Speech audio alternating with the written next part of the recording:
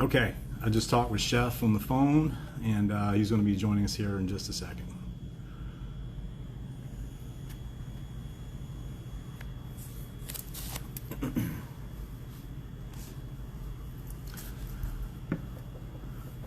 Hey Redmond Farms, hey Roberts Farms, thank you for joining us.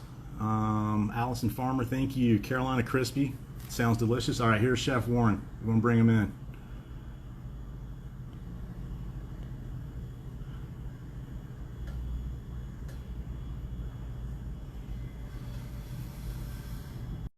Hey guys, thank you for all for waving in. It's awesome. Thank you for joining us. Hey Chef. What's happening? Not much, man. How you doing? We're doing okay. Yeah. Growing season's kind of winding down here a little bit. We had some great farm products coming in through the worst part of the year, which kind of made the year okay. And Yeah. all our clients were open at 50%. All of our guests are being really cool about it. Great. And, so it goes. Everybody's in this together. So it's nice knowing you're not alone. That's right. Yeah. So for everybody joining us, this is Chef Warren. Hi. Chef Warren's in Southern Pines. Great chef. I've known Chef for a long time. I was his sales rep for a short period of time. And that was a lot of fun. Huh? It seems like a long time ago. Yeah. But anyway, thanks for being here, Chef. Tell us a little bit about yourself, your background, and how you ended up in Southern Pines and that sort of thing. Well, we'll work backwards. I ended up in Southern Pines. My wife, Maria, and I lived in South Florida. And she was pretty miserable. She hated it down there. And if your wife's happy, your life is just miserable. So I moved up here to CCNC, Country Club in North Carolina. It was the chef there was somebody who had worked for in New York City a million years ago.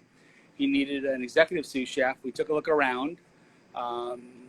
And 3 weeks later, we moved. And we've been here since. We've been open 22 years now. We've lived here 25.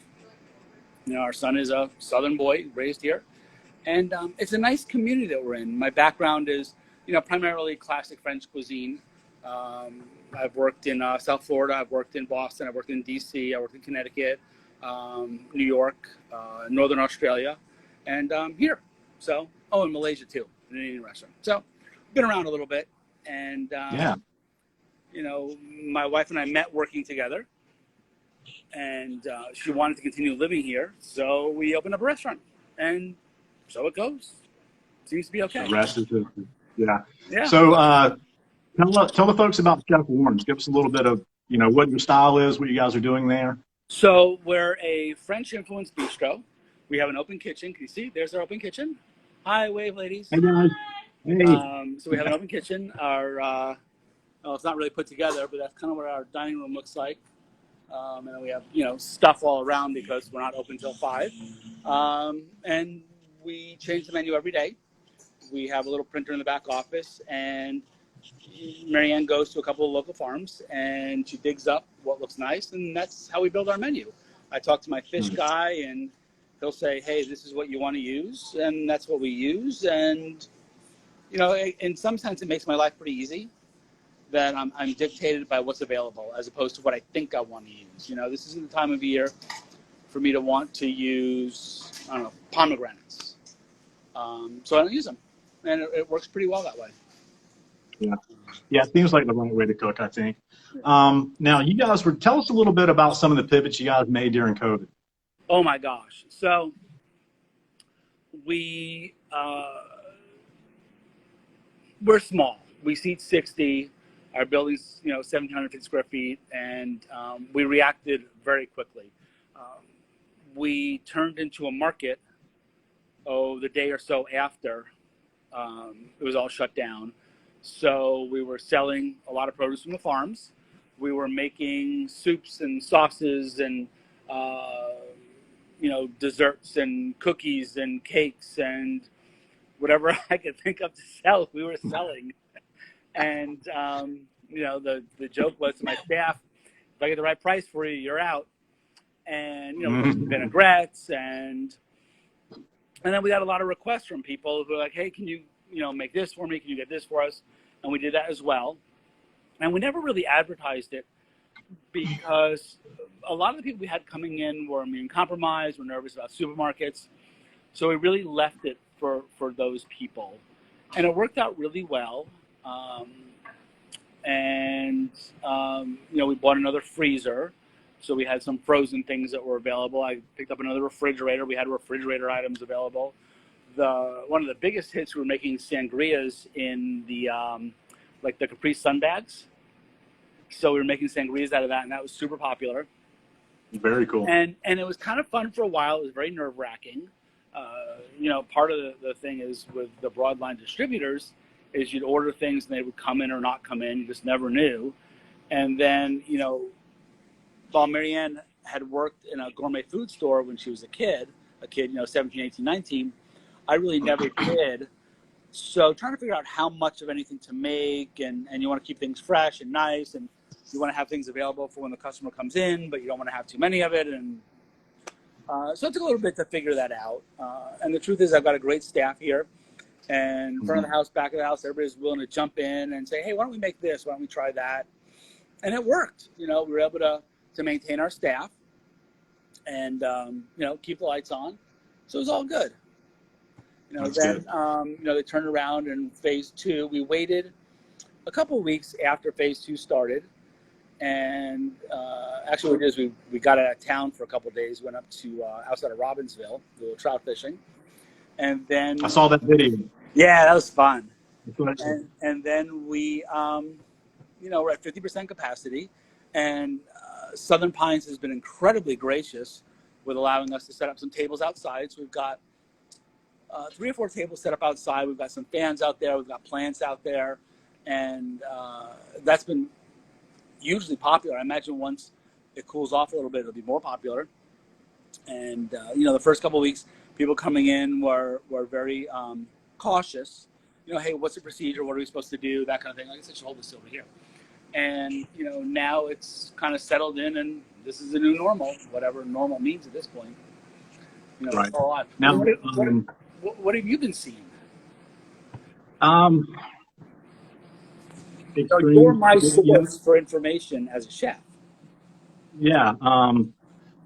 A lot of everything. I mean, there's folks who have made the pivots that you guys have made, who have made it through. Obviously, I've got some bad news this morning about a friend of mine who won't be able to maintain his restaurant much longer. That's really, really sad. A lot of folks have, changed their concept and their name and gone in a different direction and are, just thinking outside the box and being really, really innovative. And, it's working for some people. Unfortunately, it's not working for others. And, I don't know if it's going to get any better anytime soon, unfortunately. But now let me ask you this. I know that you guys you have your dining room back now, and Marianne did it. When I was down there the last time, she did a great job making it like a cool little market.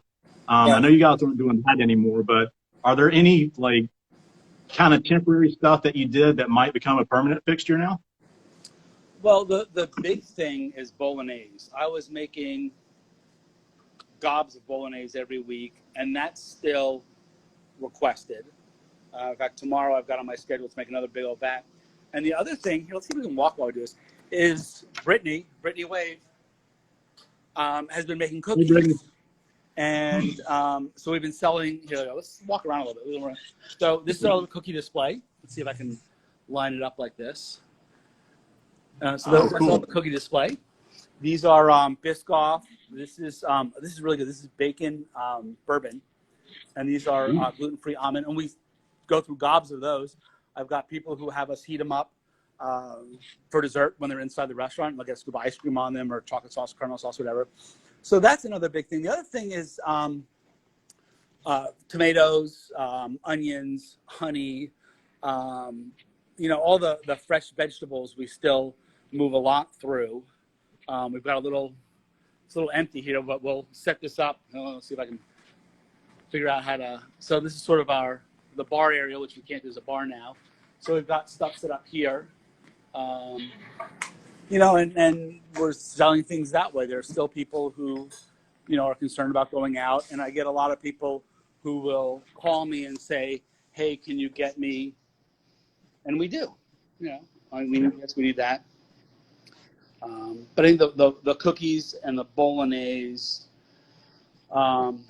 the two big ones. I had a quiche on the menu, you know, when we were doing whatever the market thing and I tried that, but that didn't really fly right now. I was thinking about doing a snail quiche, but I'm pretty sure that would just be a waste of time. So I'll be there. You need me to know. I'll be there. all right, that's one sold. That's right. That's one down. Now, and I will keep up with you on Facebook, and I love the videos that you and Marianne do together. You guys are so hilarious when you're filming, and she gives you a hard time.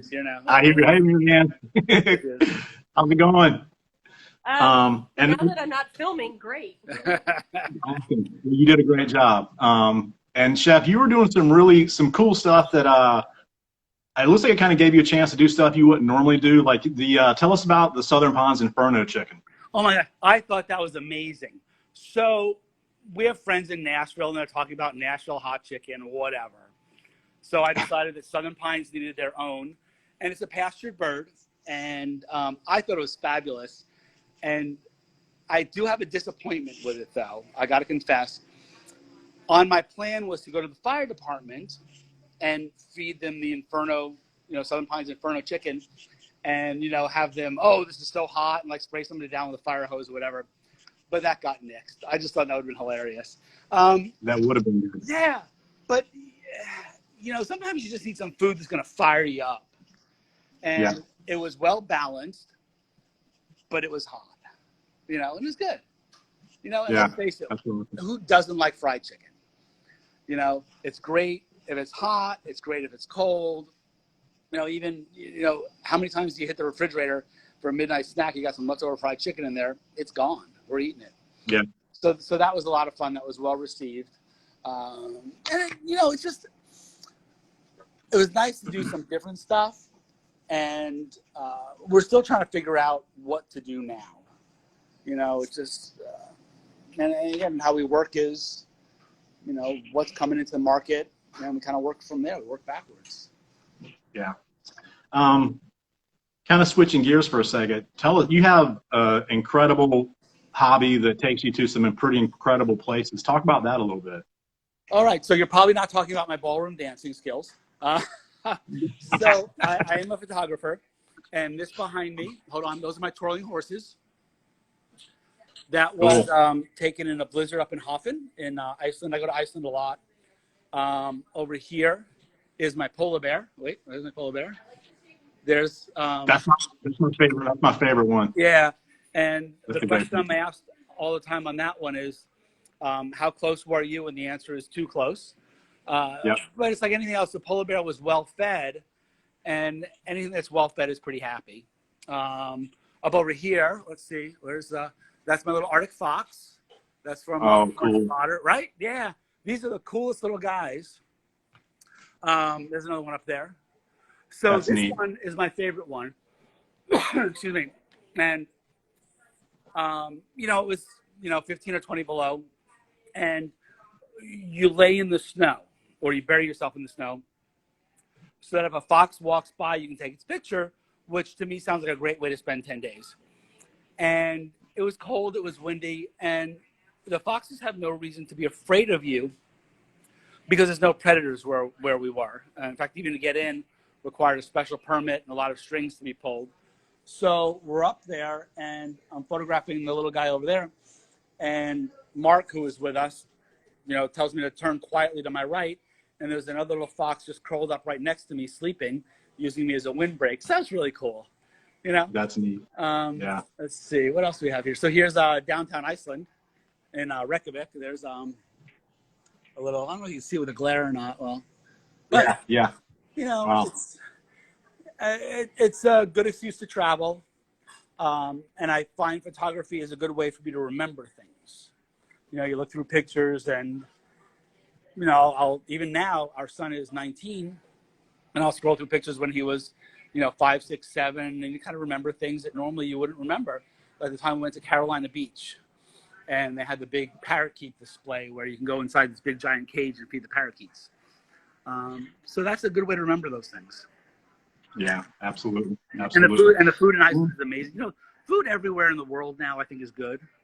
I think that there's a lot of talent out there and a lot of integrity in what people are cooking.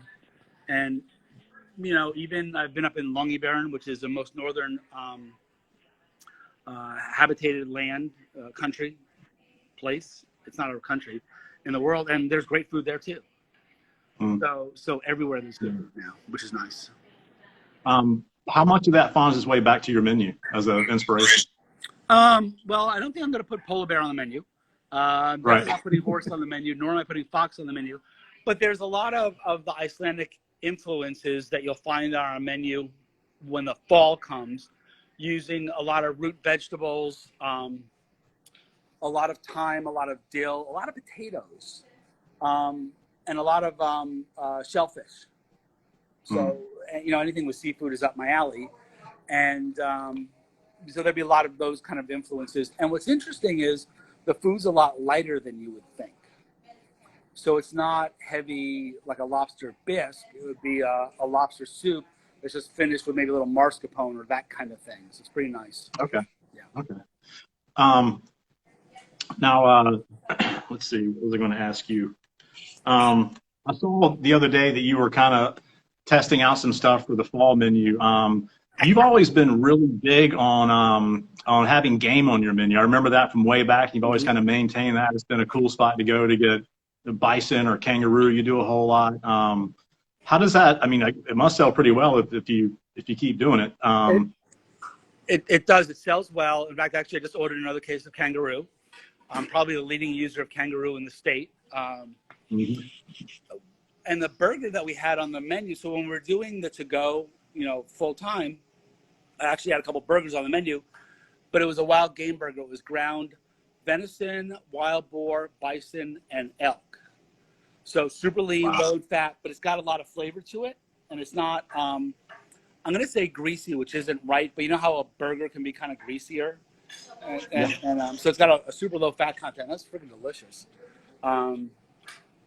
And unfortunately right now I can't get any. So we'll see when it's available again. And there'll be a lot more game coming in. I guess middle of September we'll start back with that. I enjoy cooking it, you know. So there's actually the last quiche I made was a rabbit quiche, and that was pretty delicious. Yeah. Well, I'm looking forward to getting back down there for sure since you guys are back open again. Chef, I know you're busy. We're out of time.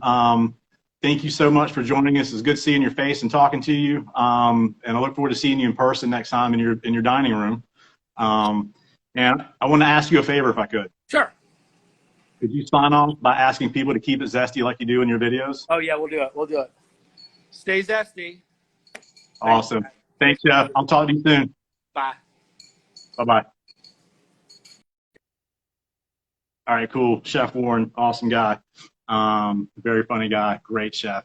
Thanks for joining us. We'll be back next week. We'll see you next Wednesday. Have a great week.